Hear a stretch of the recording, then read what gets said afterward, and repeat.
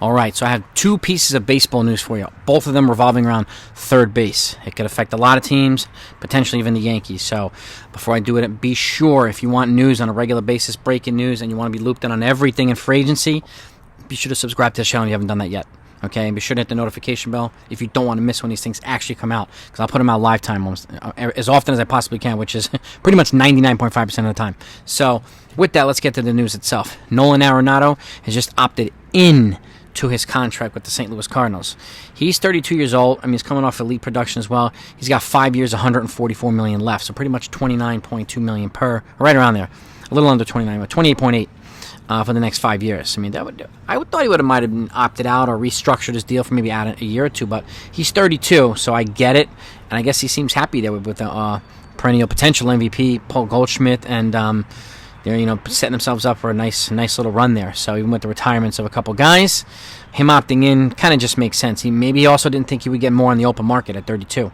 So because again, this could affect guys at 32 is kind of like a number where guys at 31 will make a bunch and guys at 32 won't always make a bunch unless you're A-Rod or something like that, or Albert Pujols himself. So, but that's the one. Okay, number two is Rafael Devers.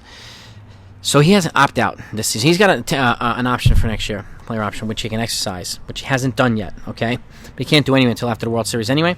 But apparently, and so the Red Sox execs and Red Sox people have flown down to the Dominican Republic to try to hash out an extension of 7-8 years of a pretty significant number, and they said they've really increased the number that they previously offered him last time. So they're really, really hoping to get this guy done. But now there's a fear that he might opt out and put himself on free agency. Now that Nolan Arenado is not doing it, okay, there's no competition really for Rafael Devers, so it makes sense for him to opt out, and somebody could just go nuts. That could even present themselves to. That could even be the Yankees. Like, this is what's crazy about free agency, right? Like, and stuff like this where we don't think is going to happen can happen. Now he hasn't opted out yet, and there's no guarantee that he will. He might opt into that final year, but if he's, opting out and he puts himself in a position to compete with a 1-year option over a 7 or 8 year monster extension, the Yankees are pretty much, they're eager to move on from Josh Donaldson. And is Rafael Devers an upgrade over Donaldson? Yeah. Also from the left-handed side, who is a Yankee killer. So I don't want to plant the seed that predicting that might happen, but the stars might fall into place for this type of stuff. So we just don't know. But I wanted to keep you looped in on this stuff because now it's getting a little bit interesting. It's taking away some of the the certainty of the third base market. Now it's throwing us into a drama here. But again, they're still far apart. They're trying to hash out a deal. But there's an opt-out now, and I totally forgot about it because he's not necessarily a free agent until 2024, but the opt-out, which was expected for him to not exercise, now it can change things. But it could also up the price for the Red Sox as well. But it could also, look, Arenado, he opted in, and he's not being massively overpaid. But Devers is 6 years younger than Arenado too, and Devers is a stud, an absolute stud. Now he's not the strongest defensive player. We got to admit that. So. And Arenado is an elite defender, so that's one knock against Devers. But Devers is a clutch hitter. He's an elite bat. And again, from the left-handed side, who can pretty much hit anybody. Just like Yordan Alvarez. They can hit anybody. And, and I expect the Red Sox to be aggressive this offseason. They generally are pretty aggressive after they come off a crappy year, which they did. They were last place. But the Yankees have several holes to fill. And keep in mind, okay, if they don't re-sign Judge, okay, which is obviously priority one for them. Well, according to us, we haven't heard that from them really. We haven't heard of them how.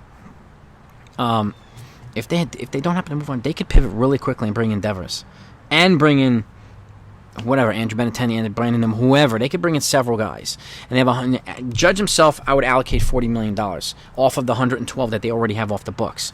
If that doesn't happen, imagine pivoting to Devers and giving him whatever 7-year, 8-year deal for $30 million per, and you have third base locked up for the prime of this guy's career. And not have to worry about it. Okay? It's just a thought. I mean, they have some prospects, a lot of infield prospects, but some of these guys can be used because for a fact that the Yankees are not going to play all these young prospects. They trickle them up, and very rarely do they get an opportunity to stay here. So, using some of these guys as trade bait. I heard last night, too, that Corbin Burns might be put on the market from the Milwaukee Brewers. Like this, hearing little things here and there. That's why it's going to make free agency so exciting. But these two guys right here, Nolan Arenado and Rafael Devers.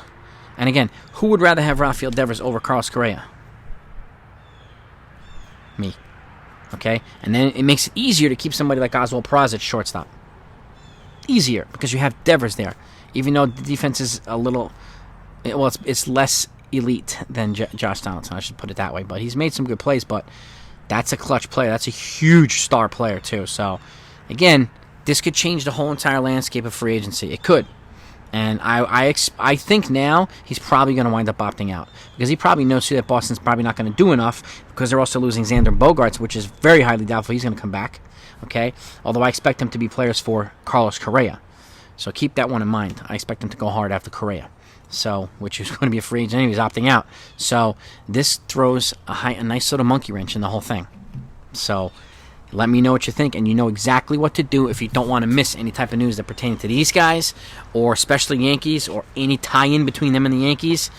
The Yankees can strike. They have the pieces, but they got to show the balls to do it. Talk to you later.